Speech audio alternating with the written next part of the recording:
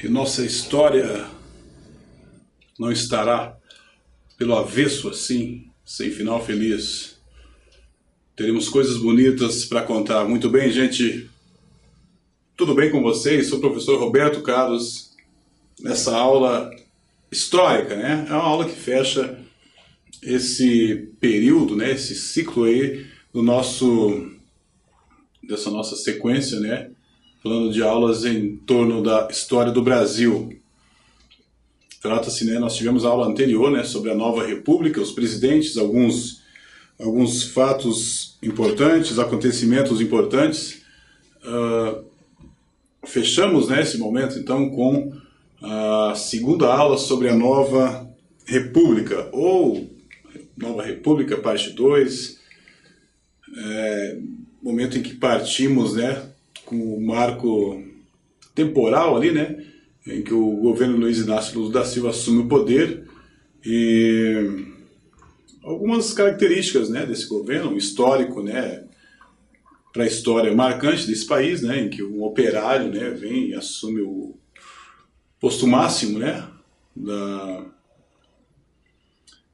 do país, né, como presidente do Brasil. Então, alguns aspectos, né, referentes a esse governo, essa transição até partidária, né, e na sequência, primeira mulher eleita, né, presidente do país, e o atual ponto de interrogação, né, que temos o do Michel Temer, né, que assume então no lugar da destituída Dilma Rousseff. Então, um momento, a análise sobre Temer é muito, ainda precisaremos de mais alguns fatos, né, para poder trazer um apanhado, né, de acontecimentos mais consistentes. Temos algum que vocês estão presenciando no momento, né, então também já dá para tirar umas conclusões, né, associar, como eu digo, contextualizar, né, trazer com outras épocas aí, né, algumas comparações,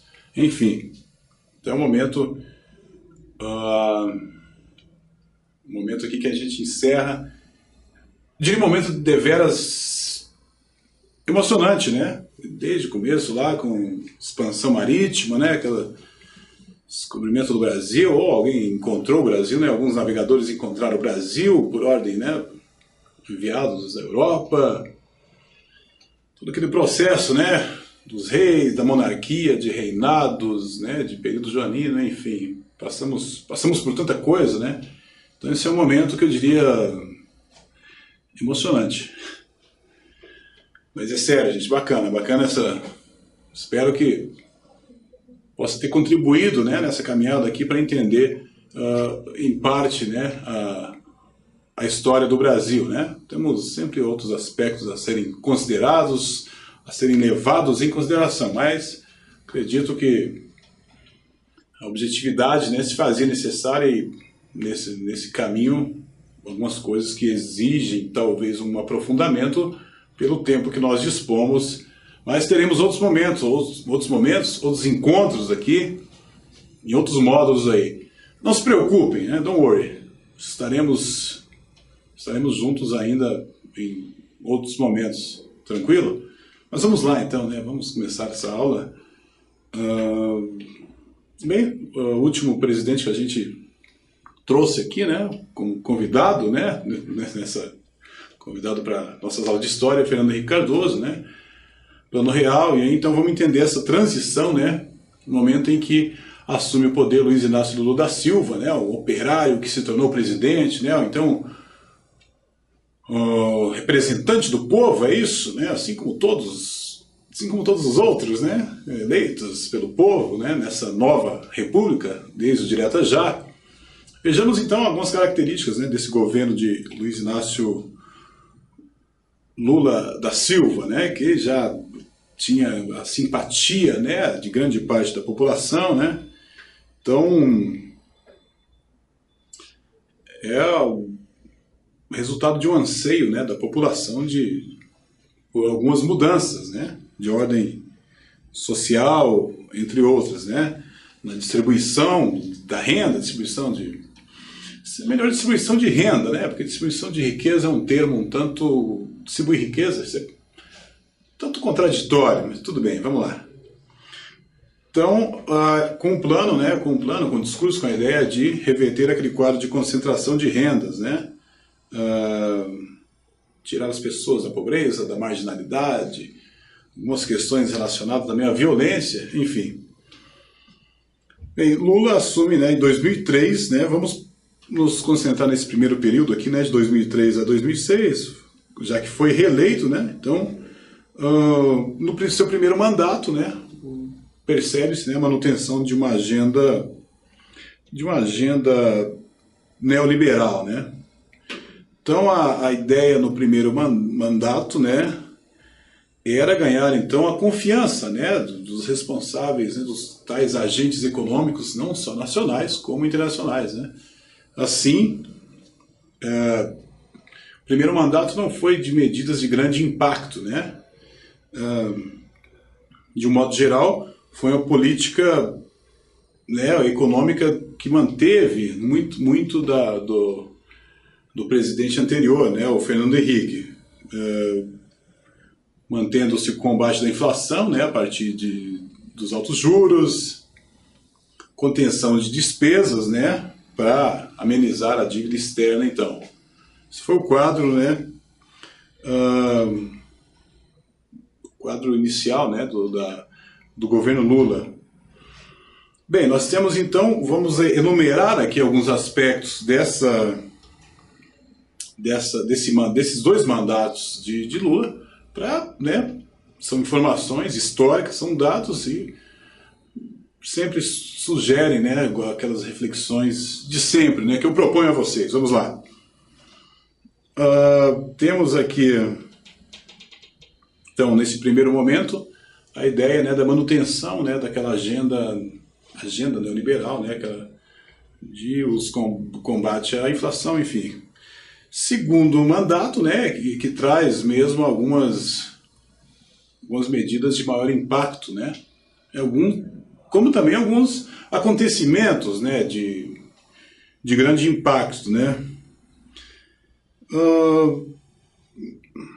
Temos então, durante o que diz respeito às relações internacionais,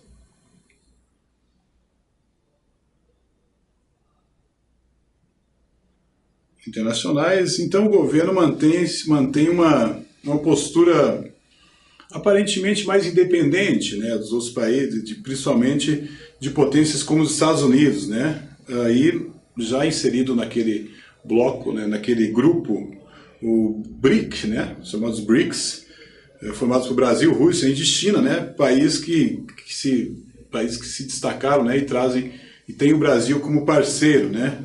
Então, Brasil também, o Lula faz questão, né, de colocar o Brasil, dar uma certa visibilidade ao país, né, trazendo, né, ou seja, no seu mandato, a Copa do Mundo de 2014 e também as Olimpíadas, né, para o Brasil. É um modo de visibilidade, né, e que acabou, bem, foram realizadas, né, com relativo sucesso, né, com algumas questões de ordem, né, que trazem, né, alguns problemas, né, todos os problemas também, alguns legados, enfim. Esses foram alguns dos atos, né, de Lula. Temos o PAC, né, projeto de dinamização econômica, né, que foi criado em 2007, que incentivava, né, a realização de grandes obras, né, de infraestrutura, e bem como a habitação, né, em nosso país. PAC, então, programa dos mais marcantes também no governo Lula. Tivemos também a atração de investimentos externos, né, que adotado, né, pelo Brasil junto aos agentes internacionais, né, e também o pagamento da dívida externa, né, então trazendo resultados muito positivos, né, no respeito internamente, né. outros aspectos que temos aqui. Temos a relação, né, com o FMI, em um momento em que o Brasil tenha elevadas, né, exportações assim, e acumula divisas, né, para poder então cumprir o pagamento dessa dívida com o FMI, né, e nesse período aí de 2008, 2009, né, há um crescimento significativo das reservas internacionais, né, superando o valor da dívida externa do governo Lula. Projetos, né, programas como o Bolsa Família também, né, também conhecido, Bolsa Família é implementado. Projetos, né, de educação de jovens e adultos, né, a ideia de proporcionar energia elétrica, né, também em todo o país, né, o programa Luz para Todos. Temos, então, em alguns momentos também não tão memoráveis, né, na gestão do governo Lula. São esses momentos, por exemplo, né, durante o governo Lula, nós temos o escândalo do mensalão, né? Ou seja, uma movimentação, né, ilegal de vultuosas somas em dinheiro, né, para pagar parlamentares, né, em troca de apoio político ao presidente, né? E aí acabaram marcando essas eleições de 2006. Ainda assim, né, apesar de abertura de CPI, essa coisa toda, né, muita gente, o termo vulgar, muita gente caiu, né, alguns foram destituídos de seus cargos, né, e ainda assim o então presidente Lula foi reeleito, né. Algumas outras questões importantes, né, então trazendo a ideia de programas voltados, né, para a erradicação da pobreza, a relação com o FMI, né, que foi amenizada, em meio né, a própria atração, né, de eventos, de mega eventos, né, para o Brasil, caso das Olimpíadas e da própria Copa do Mundo, momentos de uma alternância, né, entre euforia por parte da população e duras críticas, né, diante da real necessidade de se trazer esses eventos para o país. Então esse é o apanhado geral do governo Lula, né. Para efeito de registro, então nós temos, né,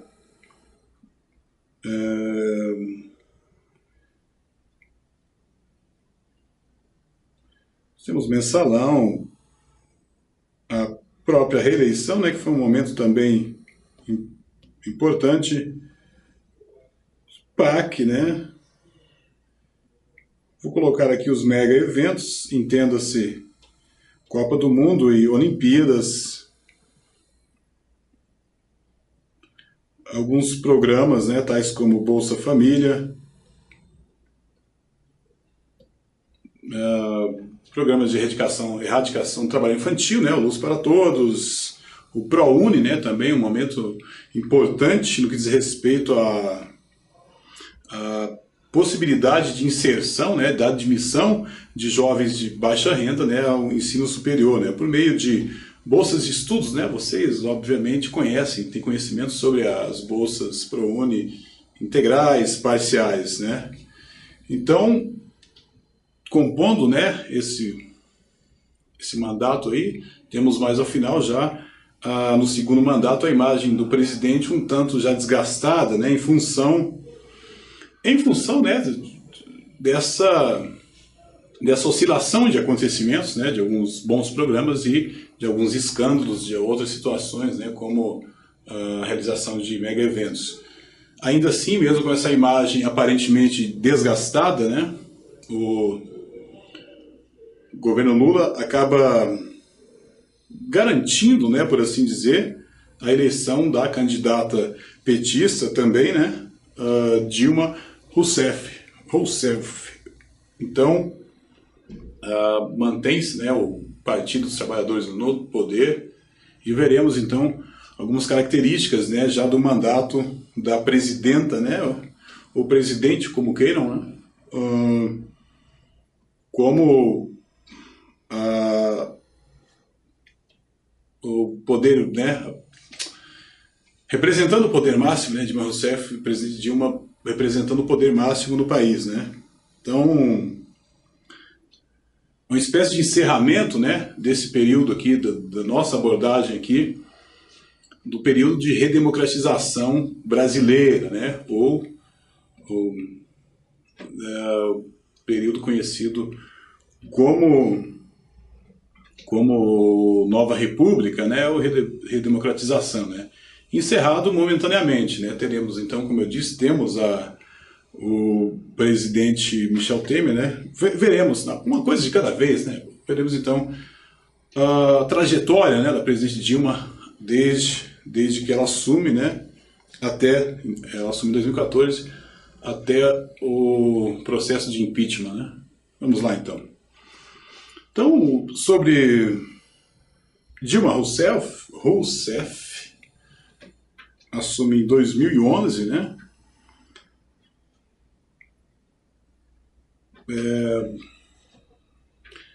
Isso em 2012, eleita em 2011, era ex-ministra, né, ex-ministra da Casa Civil, né, já do governo Lula, assim, e também, né, tida como atuante, né, durante a ditadura militar, né, tendo sido inclusive presa, né. Então ela vence José Serra, né, nas eleições então. José Serra, com uma margem razoável, considerável, né, de votos. Então, em seu primeiro ano de governo, né, Dilma, ela encontra, então, um estado de agravamento da crise financeira no país, né, crise financeira internacional, que tem seus reflexos no país. Então, percebe-se também o baixo crescimento, né, do Produto Interno Bruto, né, o PIB brasileiro, muito abaixo do previsto, do esperado, né, comparando-se com anos anteriores, né. Então, o Brasil se mantém, né, naquele famigerado ranking, né, de maiores economias, se mantém ali no top 10, né, o top 10. Então, se mantém naquele ranking que diz respeito ao aspecto econômico, né. Então, que dá para destacar, né, nesse mandato aqui, né, alguns aspectos, né, tal como Lula em relação à FHC, né, no primeiro mandato, né, herdou muita coisa e manteve, né, muita coisa do FHC. E nessa transição de Lula para Dilma também mantém algumas políticas, né, sociais já implantadas no governo Lula, né. Em 2012, né, cria-se, né, também nesse mandato a Comissão Nacional da Verdade, né. Qual o propósito dessa Comissão Nacional da Verdade? Bem, já que Dilma havia, né, participado, né, ativamente combatido esse modelo ditatorial, então também marcou o seu governo para se apurar, né, essas violações de direitos, né, civis ocorridas, né, direitos civis, direitos humanos principalmente, ocorridos durante o período militar. Beleza? Então, num processo, né, daquele chamado modelo de coalizão com o PMDB, mantém-se, né, o apoio do Congresso Nacional, bem mais às custas de trocas, né, nesses cargos públicos, né, bem como algumas verbas, né, imposição então do PMDB, né, para se manter essa relação de apoio, né, do Congresso. a esses esquemas, né, do poder, essas alianças às vezes, não, essas coligações, coalizões, né, sempre por alguns momentos forçadas, né, por necessidades. Em 2013, né, eu mencionei que o governo Lula havia, né, trazido a ideia de trazer os mega eventos para cá, mas eventos que vieram a ser realizados, obviamente, fora do seu mandato, né? Então existe esse conjunto aí de fatores, né? Um solicita o evento, ou aprova, ou reivindica, né, para o país, mas esse evento ocorre em 2014, que é a Copa do Mundo, né? Então nós percebemos então em 2014 aquela quantidade de gastos, né, relativos à Copa do Mundo, né, alguns momentos de corrupção, a ideia, né, dos black blocs, né, que também ficaram marcadas nesse processo aí, né, por aquilo que chamam de vandalismo, né, são manifestações, enfim, foram manifestações classificadas como vandalismo, mas então as pessoas resolveram, né, resolveram em 2013, né, manifestar com a Copa do Mundo, que já estava por acontecer, né, coisa que não aconteceu. Muita gente comemorou, né, quando... desculpe-me, gente, mas é curioso, né, quando surgiu a notícia de que o Brasil sediaria, a coisa foi muito discreta, né, foram muitas comemorações, mas aí quando...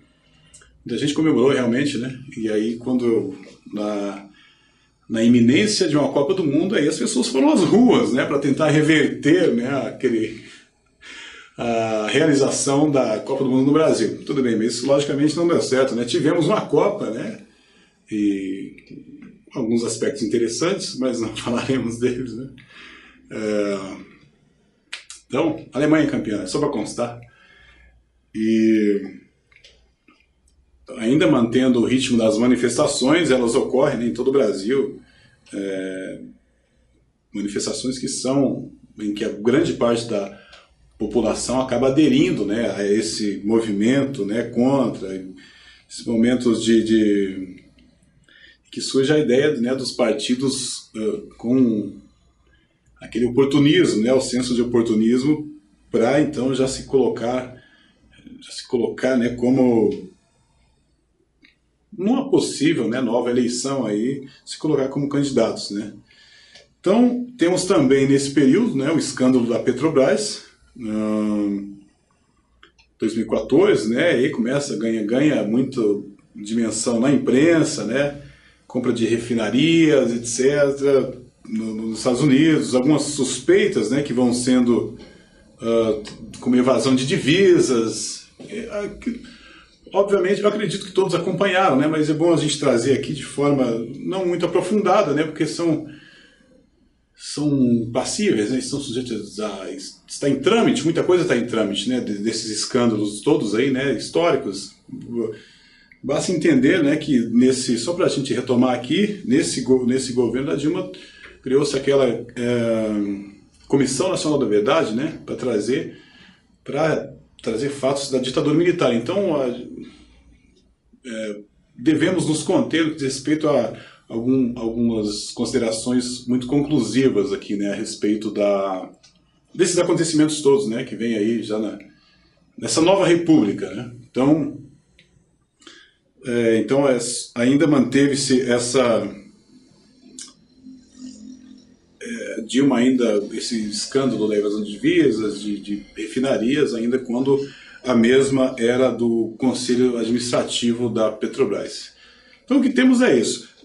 E que temos também, né, tivemos então, por conta desses problemas todos aí, né, processo de impeachment, né, da então presidente, que todos estão a par, né, todos estão sabendo, e na verdade assume então o Michel Temer, né, o seu vice, e aí fica esse grande ponto de interrogação aqui sobre Michel Temer, já que, né, estamos num momento ainda conturbado da política, né, Então precisaremos de um transcorrer, né, de um decurso maior, né, desse mandato, ou não, né, as coisas estão acontecendo nesse momento, né, tudo pode acontecer, né, um momento conturbado, então aguardaremos, né, mais algum tempo para trazermos então aqui mais, para que possamos abordar, né, com maior profundidade essa temática. Beleza, gente? Então, encerramos aqui a Nova República, né? Encerramos também esse período de história do Brasil. Queria agradecer aí pela companhia, pela audiência de vocês, né? E espero ter contribuído, né, para a compreensão, mais uma vez, espero ter contribuído para a compreensão, né, desses aspectos da história do Brasil, né, desde o seu descobrimento, essas fases todas, né, que a gente discutiu aqui, foi muito bacana. Grande abraço, estaremos juntos em outras histórias, né? Teremos coisas bonitas para contar. Grande abraço, gente. Tchau.